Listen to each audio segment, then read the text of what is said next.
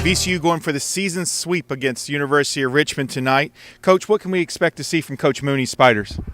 Well, they've been moving the ball really well on offense. They're playing four a lot more than they did the first time we played them. Gives them a little more flow to their offense. Gives them another driver out there who can stick shots and also drive the ball aggressively to the rim. So, they've been a little bit up and down, but there's no doubt we're going to get their best shot tonight. We'll get their A-plus game. They'll throw everything at us, but the kitchen sink. So, we'll have, we'll have to play extremely well. The same Richmond team that played a lot of these other A-10 games won't be the same team we see tonight here. They'll be trying to turn their season around, make their season by beating us. But, they're a potent offensive squad.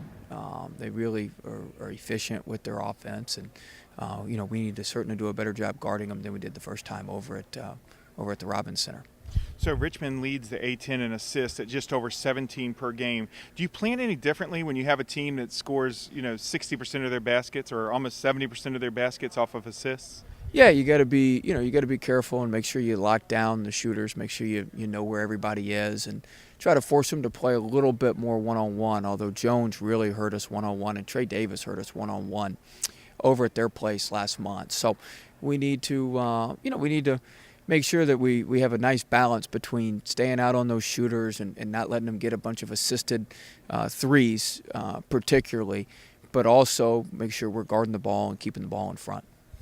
So Doug Brooks had a career-high 7 steals the other night. What do you think clicked on him? He's become a real nuisance on the ball. I mean, obviously it's going to be something that teams have to plan for. What do you think clicked in him in the last couple of games that all of a sudden he's decided that he's going to be the steal captain? Well, he's a nuisance in general, but he's got his mind made up. He wants to be the first, on the all-defensive team for the Atlantic 10, and I've kind of shared with him. Typically, that team is composed of the leading shot blocker and the leading steal guy, leading steal maker in the league. So he's been doing that. Now we've got to strike a balance between getting steals and also not gambling and staying out of position and really putting our team in compromising situations. And he's got to strike that balance. We can't be reaching off tonight of the strong side shooters to try to pick them off for steals and leave wide open shooters. So we've got to strike that balance. But he does play with great energy, flies around the court, and he does things only he can do. So, like we mentioned, this is a rivalry game, and the last game against University of Richmond, overtime win, hard-fought, emotional game.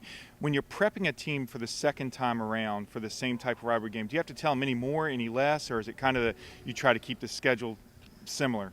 Yeah, we try to keep it as close to possible, as close to similar as possible. But at the end of the day, I mean, it's pretty obvious it's a bigger game. My phone's got more messages on it, the gold out. Everybody in town knows about it, and our players are certainly not immune to that fact. So it is a big game, and our guys know that. But as far as our preparation is concerned, we go about it the same way for just about every game. Great. Tonight, good luck, Coach.